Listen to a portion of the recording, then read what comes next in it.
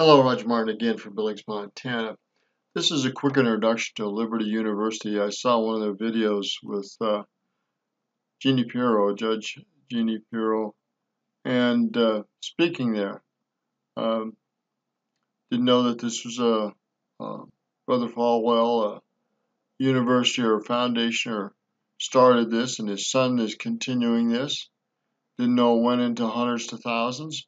This is great. Now, don't get me wrong. I think there are a lot of great Christian universities out there. This is just one. I love BYU. There are others. I don't know how many others. But the point is that these Christian universities, these Christian minds and hearts, are going to help change and shape the world for Christ. I agree with that message completely. A world where strong character is built with grit and grace. A world where men and women go out bravely to fix what's broken. What one man dreamed, his son built. 10 years ago, President Falwell picked up the mantle his father laid down, and the university has been flourishing in ways thousands of faithful dreamers had seen only in their prayers. Our tradition of unwavering faith is their legacy, because you are what they prayed for. Graduates, you will face seemingly insurmountable hardships and obstacles often throughout your career. At times, everything will seem hopeless and every fiber of your being will be screaming for you to quit and give up on your dreams. But persevering in those darkest hours is what separates the winners from the losers. Only if you press on will you achieve greatness. Only if you press on will you achieve greatness. To have this vision when you're young and full of energy, and to get after it when you're young, how powerful and important is that? But will Christians step up and help get involved in politics and in other areas and help make this world better? Not only for Jesus Christ and for the world, but there's a second coming. And will this lay a foundation for a great work after Christ comes too? I think it will. And we'll see that done in many different denominations and many different ways. Hey, again, this is a short clip with Ben Shapiro and Liberty U. I got 55,000 hits, so must have got some response here. Over the top in excluding people from the rational conversation. It's driving a lot of people into the arms of the right. As the left continues to cloister itself and then push out from that ivory tower these radical left policies, just exploding outward like that. You got that right. Wave. They're making themselves radioactive and they don't even know it.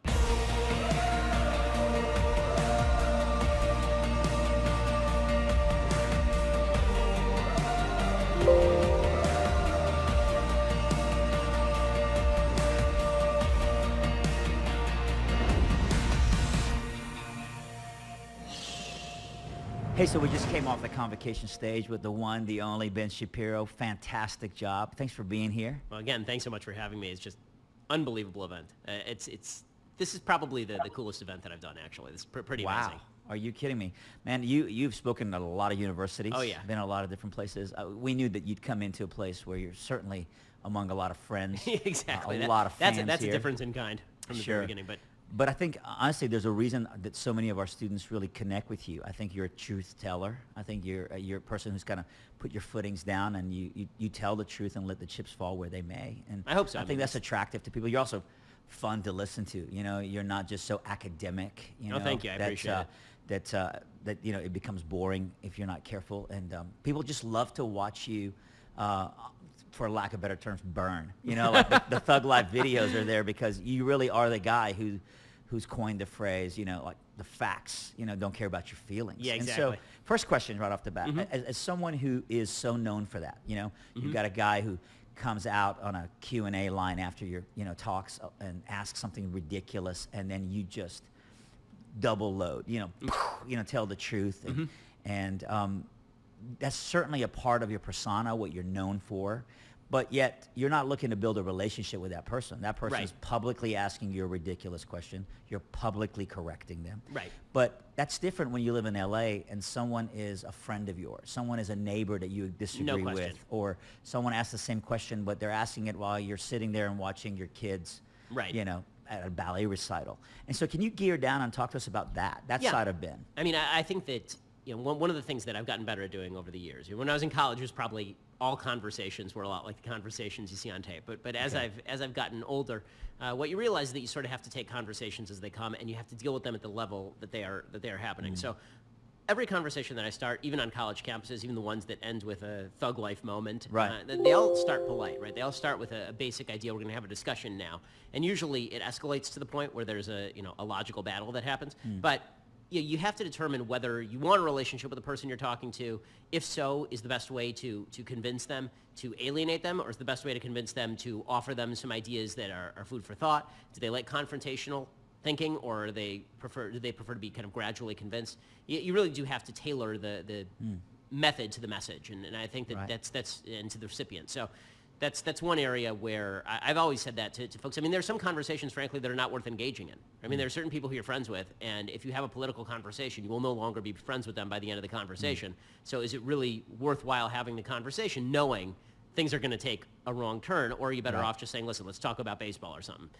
But if you think of every conversation as having to have a purpose, then your purpose in most conversations is to have a friendly exchange with somebody that ends with them thinking about something anew. And that's rarely, you shellacking somebody before the public. I mean, I've said publicly, look, when I'm in public and I'm having debates with people, then my goal is to humiliate them as badly as possible in front of as many people as possible, because it's not about humiliating them, it's about humiliating bad ideas in front of a lot of folks.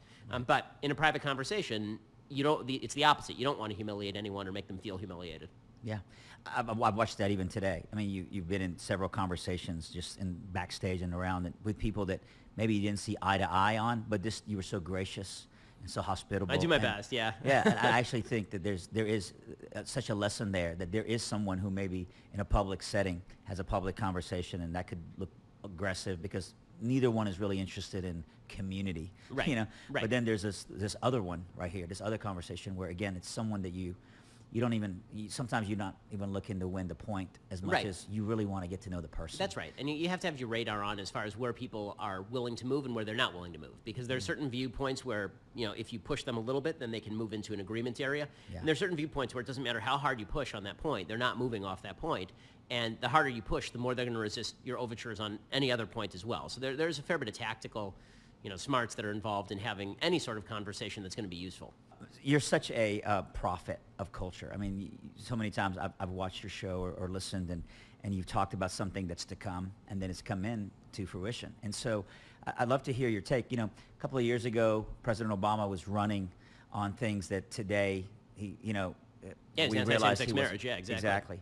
And certainly as the sand is shifting, we're looking ahead at what the next 10 years, 15 years looks like in this country. Can you kind of give us some predictions? I mean, I think that the slide to the social left will continue, not on abortion. I think on abortion there's going to be some pushback because the science of abortion has really made that position more and more untenable. So I think that there will be some good movement on the pro-life issue, and we're already seeing that. I think a lot of young people are looking at ultrasounds and saying, wait a second, that's not a cluster of cells, that's a baby. Right. But in terms of the crackdown on religious freedom, that I think is going to get very ugly very quickly, particularly in left-wing states like California. So I think in California, we are about 5 minutes away from them looking to ban homeschooling. I think what they'll say is you have to teach your kids certain standards about LGBT issues, and therefore, if you don't teach those at home, then we're going to call that truancy, and we're going to say that you're not getting a proper education. The reason I say that is there's a law in the state of California that says that history classes now have to teach LGBT history.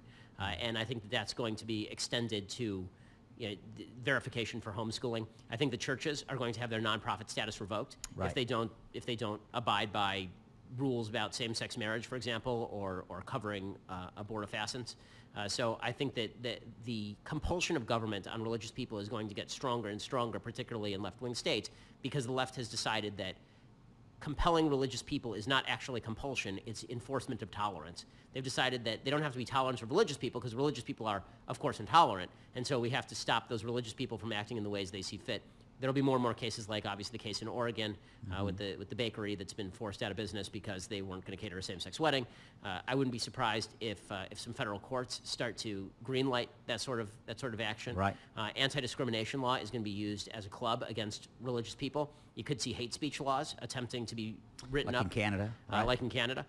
And I think we're only a couple of votes away from that on the Supreme Court level, depending on how how they merge anti-discrimination law and speech laws. So there's a lot of dangerous stuff out there. Do you think that maybe the cold before the flu is, hey? I want to close on this.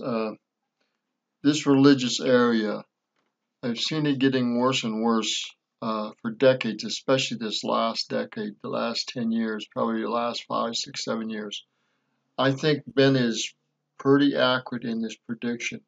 And I think the battles in the religious freedoms area, revoking of the church's status, limiting what they can do at homeschool in these liberal states, you're going to see people collecting and going to more conservative states. You're going to see people going to more conservative communities to protect their freedoms and be around like-minded people.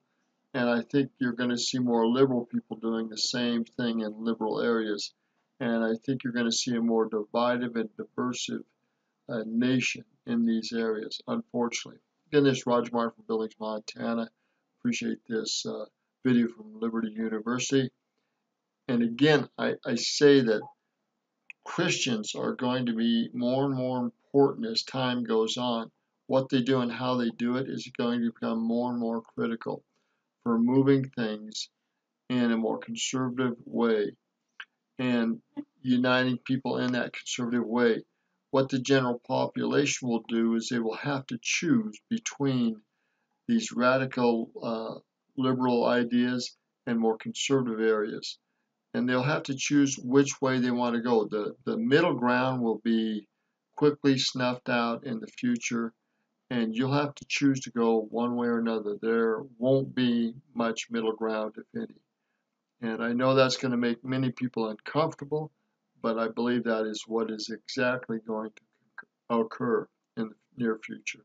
Again, this is Roger Martin from Billings, Montana. Get in with other Christian groups and universities and support them. Not just Liberty University, not just BYU, but other good conservative Christian universities that support them, because we need that support financially, morally, and we also need it socially, and we need it politically. And I say these things in Jesus Christ's name. Amen.